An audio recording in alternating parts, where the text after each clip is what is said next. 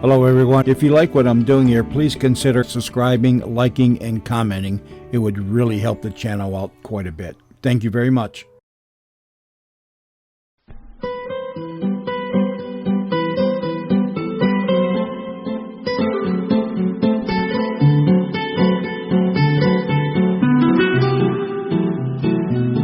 And now another murder mystery for David Thrillfall as Paolo Baldi in Baldi. There you are, Dr. Baldi. Hello. Your timekeeping is not going to get any better. It said 6 o'clock on the invitation. Oh, I'm sorry, I haven't quite caught up with these social nuances. I understood the polite custom was to arrive at a party half an hour after the time on the invitation. Not when you're one of its hosts. I'm one of its hosts. And this party is to celebrate the Jack Matthews Memorial Lecture. This, which is being given by Dr. Allen, head of Irish literature. Surely that's nothing to do with the philosophy department. Well, it's an occasion that concerns everyone in all of the humanities departments. Oh, you mean there's fundraising involved? Exactly. You're catching on to the priorities of this university. Come on, Dr. Baldi. You better meet our principal guest. I would have thought to keep the family involved in the care of that artistic heritage. Oh, I'm sure you're right, Professor Brighton. I'm sorry, if I may just butt in here. Of course, Dr. Graham. Professor Bryden, I'd like to introduce one of my colleagues. This is Dr. Paolo Baldi, Professor Warwick Bryden from the St. Ignatius University in Illinois. How do you do, Professor? Great pleasure to make your acquaintance. And Dr. Baldi, you've met Dr. Philip Trent from the literature department, haven't you? Not properly, but we've seen each other around. Hi. Hello. Philip, could I just steal you away for a quick word? Oh, of course. So when will the lecture begin precisely, Dr. Graham? I'm sure it won't be long. If you'll excuse me. Philip. I'm very much looking forward to this evening, Dr. Baldi. Apparently, Professor Allen has had access to some new information. Anyway, from all accounts I gather, he's worth seeing in his own right. Something of a character. One of the last licensed eccentrics of academia. Well, at St. Ignatius, let me tell you, we've a lot of Jack Matthews fans. Hence the interest in the archive. Archive? Well, surely you know that your university holds the largest Jack Matthews collection in the world. No, I'm sorry. What is your subject, Dr. Baldi? Philosophy. Well. Will you excuse me? I'm being summoned. Of course. Yes, Dr. Graham. Baldi, you have met Mary Matthews, haven't you? No, I haven't. Mary is the granddaughter of the great Jack Matthews himself. An honour to meet you. You too, Dr. Baldi. She and I regularly meet as trustees of the Jack Matthews estate. I represent the university.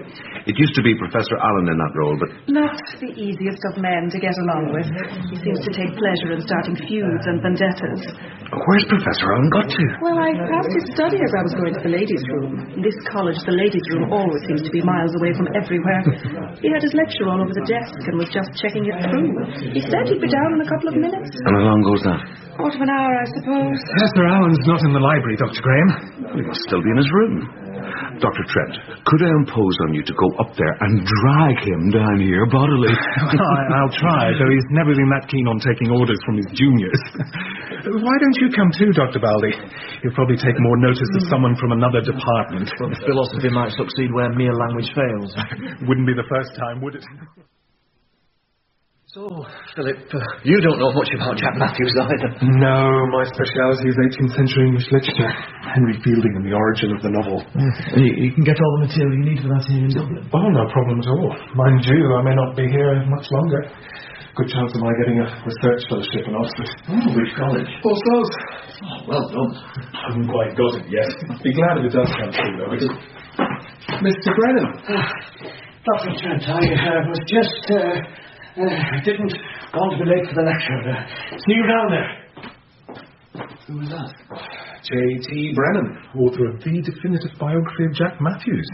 Which I'm afraid I haven't read. Still, perhaps Dr. Allen's lecture will kindle my enthusiasm for the subject. I doubt it. His room's just up here. Answer came then on. Maybe voice on the screen. Oh my God, what's this? Dr. Allen. Let me see.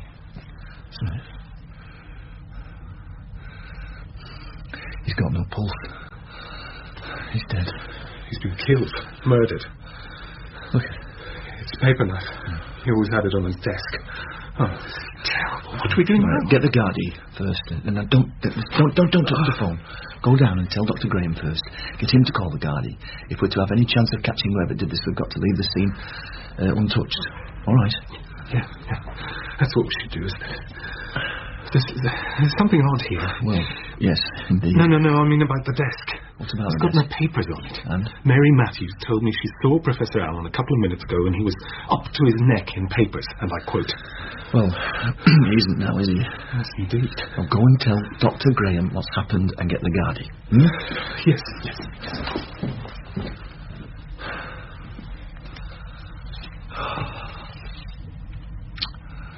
Poor chap. In nomine Patris et Filii et Spiritus Sancti. Are you Dr. Graham? I am, yes. Detective Inspector Mann from the Gardaí. This is a terrible thing to have happened right here on university premises. Terrible. Where's the body? Upstairs. This is Dr. Trent. He'll show you. Good evening. Hello. Dreadful business. Yes. Now, if you could show me the way, Dr. Trent. Of course. Anyone could have come up here in the time since you found the body. No. My colleague stayed on guard. Oh, good. Oh, and here he is, Dr. Baldi. I don't know. You've met? Yes. Well, I'd better go back and give Dr. Graham moral support. Well, Paolo. It's very good to see you again. You too. Though not perhaps in ideal circumstances. No. Any ideas who might have wanted to kill him? Well, according to his reputation around the university, it could be anyone who'd met him. And who was it he was about to lecture on? Jack Matthews. Name means nothing to me, should it? Well, not unless Irish literature is your special subject, no. Contemporary of Yeats, a minor cult figure here, and also in America, apparently. His most famous poem was The Favourite Sons of Erin. Oh, that sounds vaguely familiar. So where is the lecture he was about to deliver? Ah, very good. Definitely the first question that should be asked. Oh, is that another of your semiotic signs? Well, in a way, though in this case it's the absence of the sign that's important. You know, the dog that didn't bark in the night. Presumably there'll be a copy of the lecture on his computer. Unless the murderer wiped that too. Well, Professor Allen hated the new technology, still wrote everything in longhand, using a fountain pen and sepia ink. Oh, yeah. All those scraps of dirty old envelopes sticking out of the books, yeah. Well, I assume that's how he marked his references. Yes.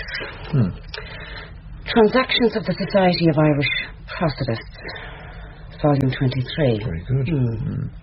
Always more to books than meets the eye.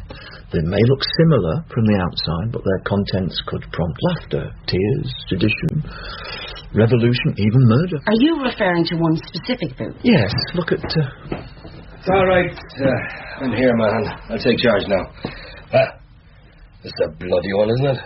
Superintendent Wren. Do you remember meeting Dr. Baldi? No. You're the philosopher, aren't you? I am. Well, on your way then, Doctor. Come on, move yourself. Is there anything in the world less helpful than philosophy at a murder scene? No philosophy at a murder scene. Goodbye. Good luck with your investigation. Strange, isn't it, Paolo? How quickly the shock of Alan's death has been absorbed. Initial hysteria, and then 4 days later everyone seems to have forgotten the old thought. Well, the police are presumably still investigating his murder, though, so... Oh, yes. Have you got any idea where their suspicions might currently be pointing? Why'd you ask me? Oh, I thought you might have got the odd snippet of information from your friendly guard inspector. No, I don't know that well. She's hardly going to confide professional secrets in me. Oh, pity. Why? Oh, I just like whodunits. So, Paolo, if you do find out who topped the old boy after I've gone, let me know, won't you? After you've gone? Oh, the old soul job. Looking more promising by the minute.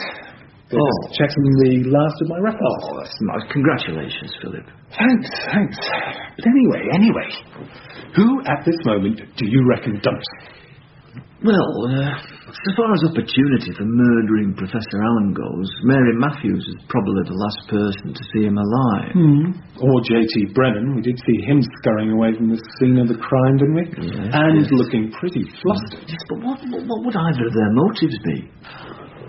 Maybe there was something in Professor Allen's lecture that challenged J.T. Brennan's authorised version of the life of Jack Matthews. And would make nonsense of his biography. Yeah. Yes, that's a good thought. Warwick, dear fellow, do come through. Dr. Baldi and Dr. Trent will look after you just while I go into my office. Excuse me, won't be a moment. Oh, of course. Come and join us, Professor. Thanks. Will you have a glass of wine? No. I'm about to be lunched by Dr. Graham at Le Coq Hardy. Oh, are you celebrating something? We most definitely are. Dr. Graham and I have just agreed terms for the purchase of the Jack Matthews archive by St. Ignatius University. Oh, congratulations. So all the archive will go over to Illinois? Yeah, the whole lot. The manuscripts, the letters, his library, everything in fact except the stuff that's on display in the Jack Matthews house here in Dublin. Oh, I didn't know there was a Jack Matthews house. Oh, yes. It's run as a museum by his granddaughter, Mary Matthews. She lives in a flat in the basement and organises the guided tours. I'm interested in... Right, Warwick, we can be on our way. A pleasure to meet you, gentlemen. I hope you'll look me up if you're ever in my part of the world. Well, thank you very much. Now, you may think you've tasted lobster before, Warwick, but let me tell you the way the Coq Hardy does it. Well, they both seem very pleased with themselves. Pair of Cheshire cats. I'm surprised the smiles aren't still here in the room with us. Still, no doubt, a few more very welcome dollars for the university. A few hundreds of thousands of them, I imagine. What? No, I was just thinking about what you suggested, that Professor Allen's lecture contains something to challenge the orthodox view of Jack Matthews. Yes? Well, if that's right, and if the lecture had been delivered, then the sale of the archive to St. Ignatius might not have gone through. I suppose not. So ensuring that the lecture never was delivered, that could be a pretty good motive for murder.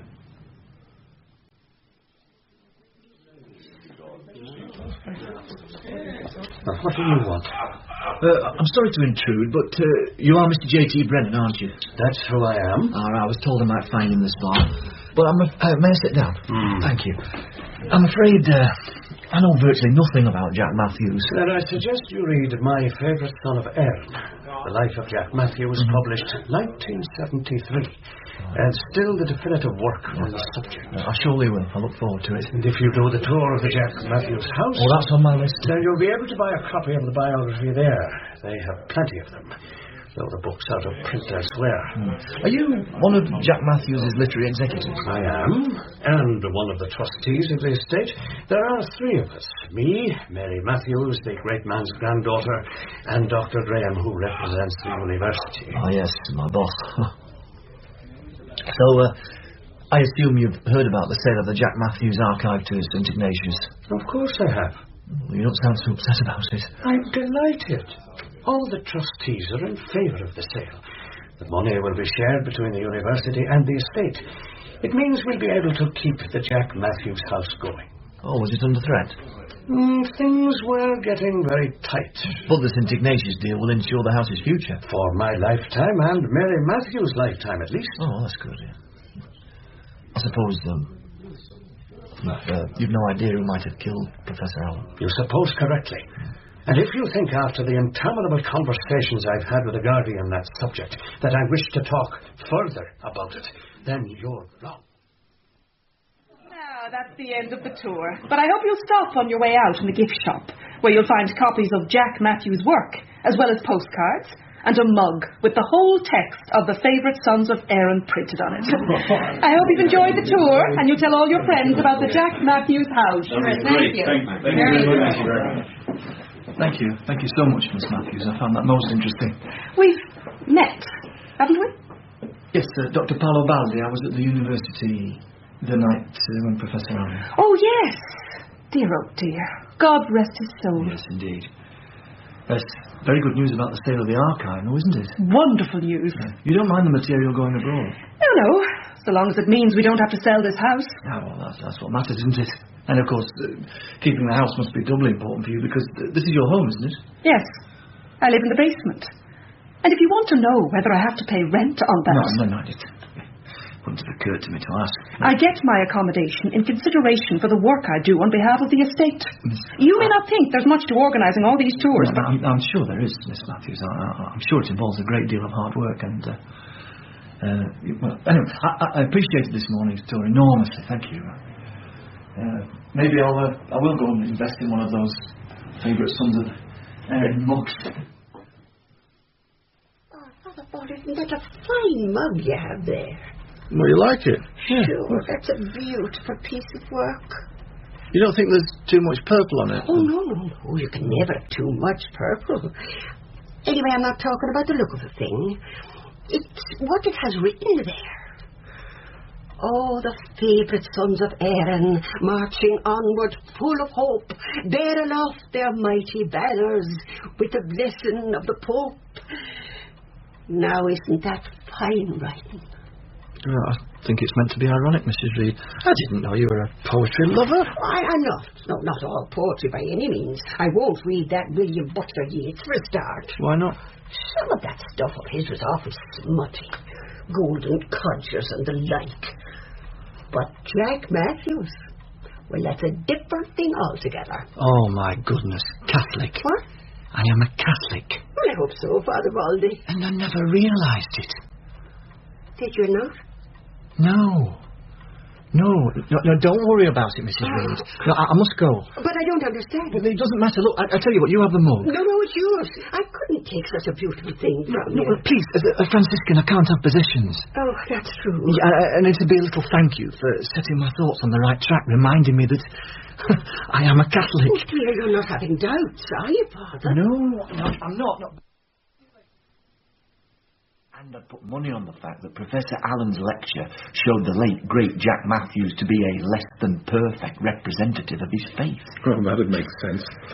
Allen was always virulently anti-Catholic. Yes, Philip, and J.T. Brennan's biography emphasised what a good Catholic family man Jack Matthews was. Well, it's all there in the poetry, isn't it? I mean, not just the favourite sons of Erin, but Podrick's Dream, The Fairy from the Loch. They're all imbued with Catholicism. Yeah, oh, God, if we could only find the lecture. Of course, it's not just J.T. Brennan in the frame, is it? I mean, Mary Matthews is still a suspect too. And now we've got a motive for her. Lose her rent-free flat if the house had to be sold. I was just thinking, you know, when you left me in Alan's room, after we found the body, I looked at the books on his desk. I made a list of them. All about the Celtic revival, Irish literature during the first half of the 20th century. Well, exactly the stuff you'd be consulting for a lecture on Jack Matthews? Yes, except for one book. A thin volume, bound in pinkish cloth, looked as if it could have been privately printed. I thought you said not to touch anything. No, I didn't. But I could see the book's title, Acid Violets. You ever heard of a book called Acid Violets that has anything to do with the Jack Matthews industry? No, never. But then Jack Matthews isn't my special subject. And you've no idea of the author's name, Dr. Baldi? Sorry, Maureen, just the title. Acid Violets. Change from your usual semiotics, anyway. Oh, and if the library doesn't have a copy? Well, I still like any information you can get about the book. You know, when it was published, who published it, author's name, any information you can get about him. Or her. Or her, of course. Yeah. You mustn't underestimate women. Well, I don't think there's ever any danger of my doing that, Maureen. I'll give you a call then, Dr. Baldi. Yes. Thank you. Maybe I should draft more staff onto the case. What do you think, ma'am? It's not necessary, Superintendent. I'm getting there. Well, we still don't have an arrest, though, do we? Yeah, but we're close. Now, Professor Allen was murdered to stop him delivering his lecture, which might have prevented the sale of the Jack Matthews archive. The only two people who stood to benefit from that sale, and who were out of the senior common room at the relevant time, are Mary Matthews and J.T. Brennan. Right. Brennan seems the much more likely murderer, but I still haven't got any evidence. And how do you propose to get some evidence? I've applied for search warrant to go over J.T. Brennan's flat. Very good, man. Excellent. Just what I would have done myself, in fact. You know, you're not just a pretty face, are you? I beg your pardon? No, sorry, it's just an idiomatic expression. I had no meaning at all. I'm glad to hear it. And now, Superintendent, I do have some phone calls to make. Yes, of course. Leave me to it then. Thank you. And if you would mind not slamming the door.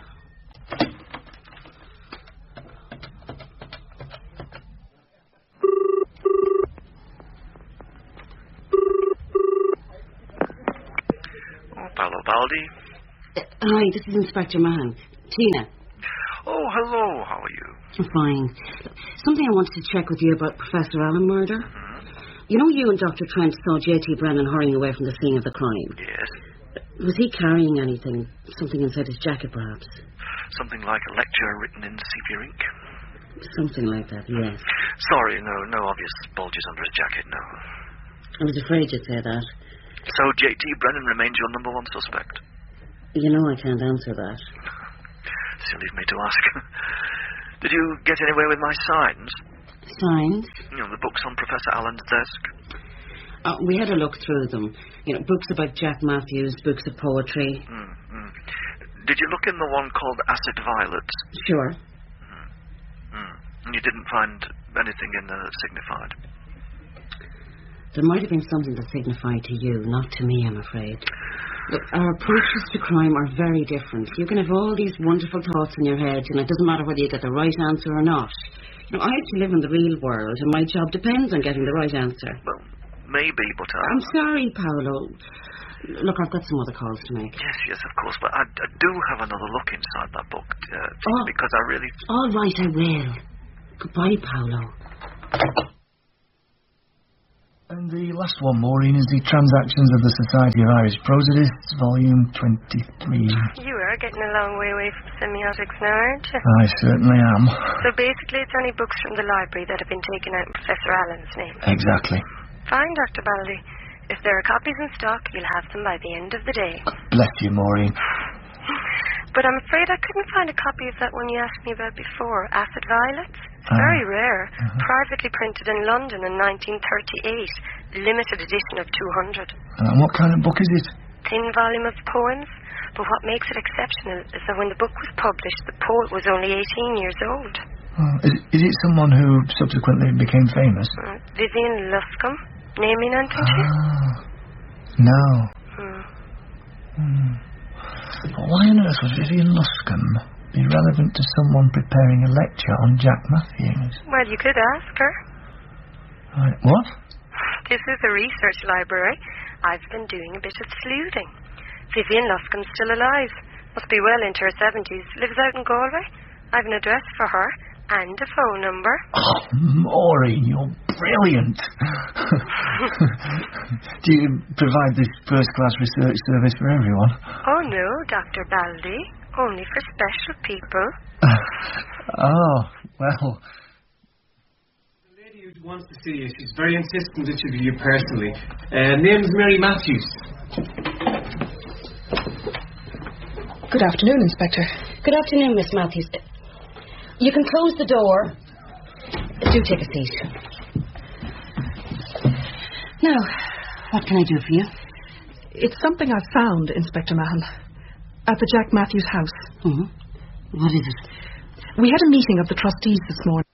Then the cleaner came in, and I conducted a tour this afternoon. And it was after the tour I realised my notes for the meeting were missing. Well, the cleaner's a daft girl at the best of times, so I thought she might have thrown my papers away by mistake. And sure enough, in the bin at the back of the house, I found my stuff. Along with this. Looks an ordinary enough folder. It's the kind J.T. Brennan always uses. He was in the house for the trustees' meeting this morning. Sepia ink. Am I right in thinking this is Professor Allen's missing lecture? Good morning, Dr. Baldi. Morning. Sit down by the fire. That's very good of you to agree to see me, Mr. Luscombe. Vivian. Everyone calls me Vivian. Yes, I must confess. You're expecting a woman. A lot of people do that. Rather careless of my parents giving me an androgynous name, wouldn't you say? Bound to lead to gender confusion in later life. Though amongst the many things my name did make me, androgynous was not one. Come on, do sit down. Yes, thank you, Vivian. Lovely fire. Nothing like a nice open fire, is there, Dr. Baldi? The body chills as you get older. Still, the fire helps. So does the nice young man who showed you in. Presumably you've come to talk about Jack Matthews. Yes. I knew I shouldn't have said anything to the first one. That poisonous, weaselly little academic. Professor Daniel Allen. That was the name, yes. Did you hear that he'd been murdered? No, I don't read the papers. Still, it sounds like excellent news. I can't think there was anyone who mourned him much. Well, the loss of any human life is not... Oh, shut up. Professor Allen was full of hatred. And life is for loving, not for hating. Well, I would agree with that. So, has your life been full of love? It has, but perhaps not the kind of love you're talking about, given my profession. Oh, dear. I'm getting a distinct whiff of celibacy here. Are you a father or brother or some non-participating family member? I'm a Franciscan priest. You poor sod. And, do you have any religion at all? I was brought up a Catholic. Now I'm a lapsed agnostic. I found Catholicism too intrusive. I don't mind a religion providing me with generalized moral advice, but when it starts telling me what I should do in my own bedroom, it becomes both prurient and impertinent. Well, you have a way with words. Do you still write? No, I stopped that in my early 20s. I realized that writing was a way of keeping living at arm's length, rather like religion. And I wanted to embrace living, hug it to death. Which is what you've done. I'd say so, yes. And Jack Matthews? He was my first lover. Our families had met out here in Galway, but Jack and I met in London, 1937 it was, at a literary party. That was when it started. And Professor Allen had this information? Some of it. This place costs a lot to run, and I'm getting to the end of my savings. So a few months ago I advertised some books for sale. Jack had given me quite a lot from his library, and because Professor Allen was a Jack Matthews fanatic, he came down here to see what I'd got. Right, and the collection included a copy of Acid Violet? Yes, the copy I'd given to Jack, in fact. He sent it back to me. Everyone assumed, when the book came out, that I was a woman. One review said, "The poems cannot be the work of one so young. They are written by someone who understands the joys and temptations of sensuality." Exactly, how old were you when he first seduced you? I did the seducing. He didn't know what he wanted. I did. But you were underage? In those days it would have been illegal whatever age I was. Oh, of course. And Professor Allen was going to put all this in his lecture, was he? I think so. He swore he wouldn't mention my name. But I felt afterwards maybe I shouldn't have told him anything. Well, unfair to Jack Matthews' memory. I don't give a toss about Jack Matthews' memory. No. It was my privacy I was concerned about. So why did you tell Professor Allen? He'd worked most of it out already. There was a rather explicit inscription in the copy of Acid Violets I'd given to Jack. The words would have been intriguing, even if, as everyone had assumed, Vivian Luscombe was a woman. Once Professor Allen had met me, they became rather more than intriguing. And from that moment, Jack Matthews' reputation was at risk? Oh, yes. Mind you, it's just as well I didn't show Professor Allen the letters that Jack wrote me. If the dedication in the book is described as explicit, then a new word would have to be coined for the sentiments which he expressed. And the books have been sitting here waiting for you to collect them, Dr. Baldi. Oh, thank you, Maureen. I'm sorry. I've been out of Dublin for a few days. Well, one I couldn't get, though, because we only have the one copy of it, is that Proceedings of Oxford Literary Society, 1992 to 93. What? Well, that wasn't on my list. No, it wasn't on your list. But you asked me to try and find anything that was booked out to Professor Allen, didn't you? Yes. Yes. I did. Of course. You're wonderful, Maureen. Dr. Baldi. You're not so bad yourself, you know.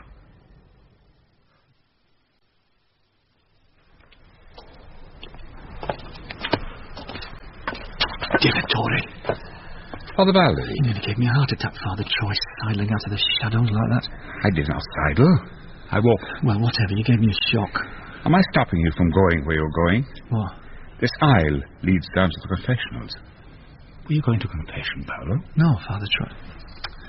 Well, all right, so what if I was? Last time we met, you accused me of not going to confession often enough. And you countered by saying you didn't have anything to confess.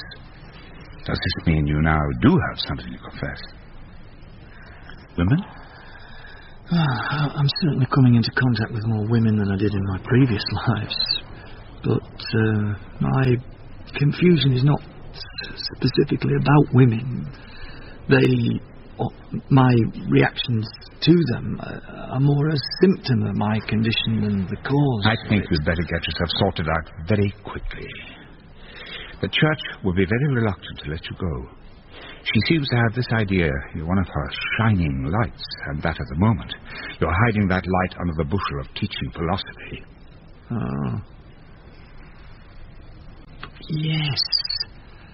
Thank you, Father Troy. What have I done?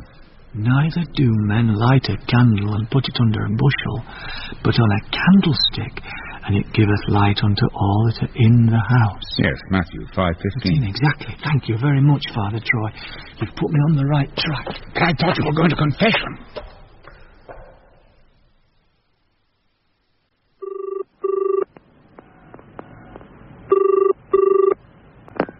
Inspector Mahan. Tina, it's Paolo Baldi. Hi. Hi, listen, I've got some new information on the Professor Allen case. I don't know that we need any more information. J.T. Brennan has been arrested for murder. I heard. And now you're going to tell me he didn't do it? Yes. Paolo, I'm sorry, I'm busy. Oh, of course. Well, by the way, did you look at that copy of Acid Violets again, the one in Professor Allen's room? No. Mary Matthews came in soon after I took your call. Anyway, it's all a bit irrelevant now, isn't it? Well, it's more relevant than ever, Tina. Look, if you let me go with you to Professor Allen's room, I can prove that J.T. Brennan didn't murder him. Professor Allen's room is still a crime scene. It's sealed off. Members of the public are not allowed inside. Why don't you think J.T. Brennan did it? Signs pointing the wrong way, were there? Yes. Paolo, we've got an arrest. Superintendent Wren is over the moon. If you want to unpick this case, you're going to need more than a sign. You're going to need hard evidence, like the evidence we have, that J.T. Brennan did take Professor Allen's lecture. Even though he denies it? Yes, even though he... How did you know he denied it? Because he never had it. If you would let me inside that room, Tina, I would be able to prove to you who really killed the professor. Would you? No, I'm sorry. It's out of the question. There we are. Wow. Everything left exactly as it was on the night of the murder. Yes, including 2 relevant signs. Both in books? Exactly. One is in the copy of Acid Violets, and the other is in a book that isn't here. What?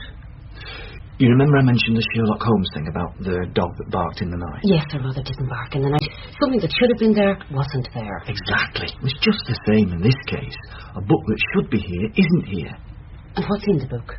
I don't know yet. Well, that's a fat lot of good, isn't it? Don't worry. The university library is tracking it down from another source. The contents will be emailed to Dublin by the end of the day. Anyway, the other book actually is here. See? Acid Violets. May I touch it? All right. If you put on these rubber gloves.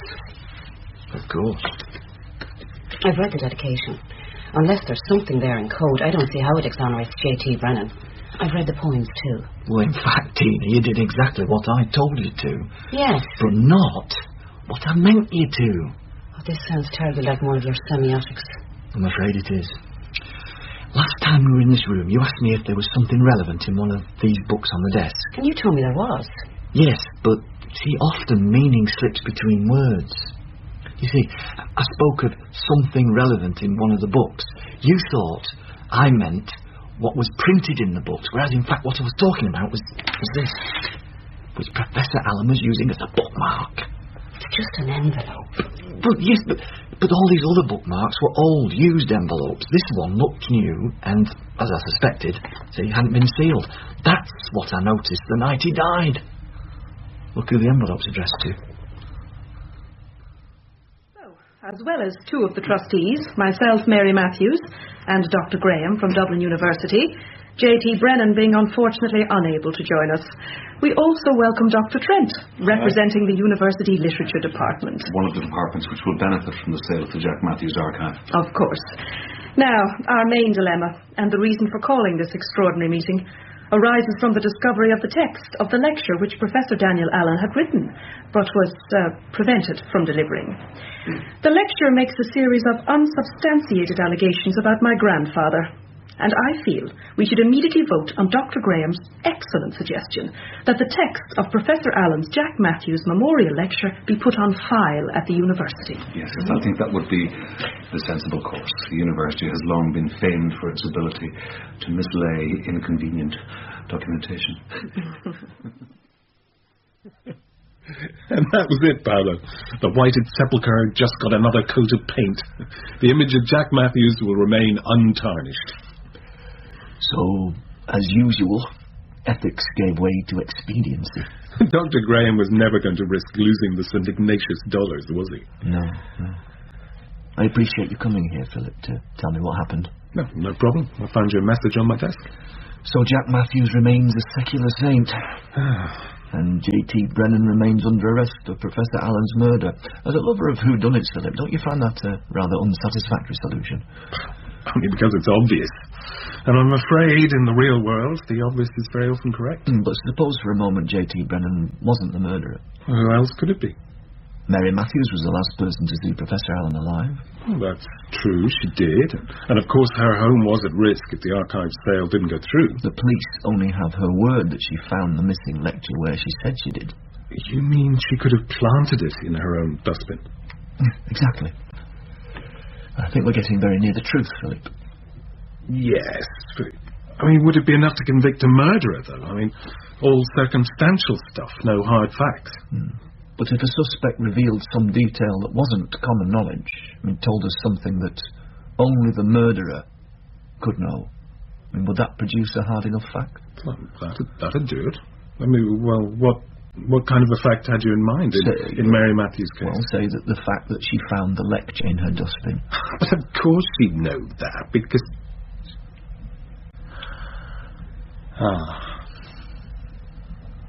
Fallen for the oldest trick in the book, haven't I? What put you on to me, Paolo? You hid your light under a bushel. What? When we went upstairs to find Professor Allen's body, when your mind was presumably racing, working out how you could make it appear that the lecture was the reason for the murder, you told me you knew very little about Jack Matthews. I suppose you were trying to put me off the scent. And yet, in the Proceedings of Oxford Literary Society 1992-3, there is a paper on feminine endings in the patriotic verses of Jack Matthews by one Dr. Philip Trent. Academics don't keep quiet about their publications, Philip. No. Unless they have a reason for doing so, and your reason was to put me off the scent, which was why you removed the book from Professor Allen's room, why you denied knowing anything about Jack Matthews, even though you showed a surprisingly close acquaintance with minor works like Podrick's Dream. And then there was the reference. If the Warden of All Souls had ever received the reference Professor Allen wrote about you, I don't think you'd have got your research fellowship, would you? But what he wrote wasn't true. It was just mean and vicious. He was jealous of my intellect, of the chances I had ahead of me. I know, I'm sure that's the case, Philip. But if the reference had ever been posted, you wouldn't have got the job, which was the reason why you had to kill the professor. The envelope Professor Allen had addressed to the Warden of All Souls was in the copy of Acid Violets on his desk. You presumably removed the reference itself after you'd killed him, and also took the Jack Matthews Memorial Lecture, whose contents you partly knew, so that suspicion would fall on one of the trustees. You have the lecture all the time. Even when you and I found Professor Allen's body, you were carrying both the lecture and the reference. You killed Professor Allen, Philip. All right. I did. But you never get me to admit it in court. And I really don't think you would have had the foresight or the deviousness to be carrying a tape recorder at this moment. You don't have any of those hard facts we were talking about, Paolo. So, in the absence of other witnesses... What about in the presence of other witnesses, Dr. Trent? Get away with it, you know. You don't seem in much of a hurry to apprehend your culprit, Inspector. Superintendent Wren is lurking without somewhere. Why should I deny him the pleasure of making an arrest? Thank you, Paolo. That worked beautifully. And your cupboard's not as uncomfortable as you said it was. It's funny. Trent didn't look the type, did he? No, perhaps not. But then, as any semioticist would agree, you can't judge a book by looking at its cover. No, you can't. Don't worry about it, Dr. Baldi. I'm delighted to see you. Well, I thought you'd like to know that the details of your relationship with Jack Matthews have been politely suppressed. Thank you. And that's not something you could have told me on the telephone? Well, I just needed to get out of Dublin for a while. Why? Well, to clarify some things in my head. Sex. What makes you think that? It usually is. Well, in this case, it's not just sex. There are a whole lot of other, confusions. It's my belief that to have a perfect relationship of physical love, of however short a duration, is what we were put on the earth to achieve. Well, not all of us, Vivian. Well, it seems to me a terrible waste for those who are not. But then I speak as one who from an early age has been particularly blessed in that department. And has the letter to prove it. Yes. You know, the whole business with that odious Professor Allen, it's made me come to a decision. So what decision? Could you pass me those letters on the dresser there? Well, these are the ones from Jack Matthews, aren't they? Yes. And there they go. Bye-bye, Jack. Nothing like a nice open fire, is there, Dr. Baldi? No, there isn't.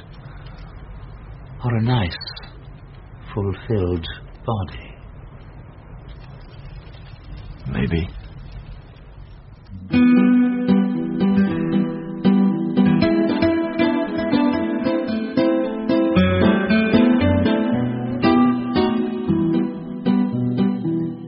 In Keepers of the Flame by Simon Brett, the part of Paolo Baldi was played by David Threlfall, and Tina by Tina Kelleher.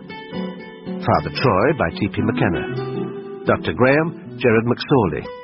Superintendent Rynn, Owen Rowe, and Mrs. Reed by Margaret Darcy. Philip Trent was played by Malcolm Douglas. Mary Matthews, Noel Brown. Professor Bryden, Pat Laffan. J.T. Brennan, John Hewitt, and Vivian Luscombe by Kevin Flood. Maureen was played by Alice Barry, and the Garda by Jim Fox. Baldi was created by Barry Devlin for Sarah Lawson Productions and was developed and produced by BBC Northern Ireland. Baldi was directed in Belfast by Lawrence Jackson.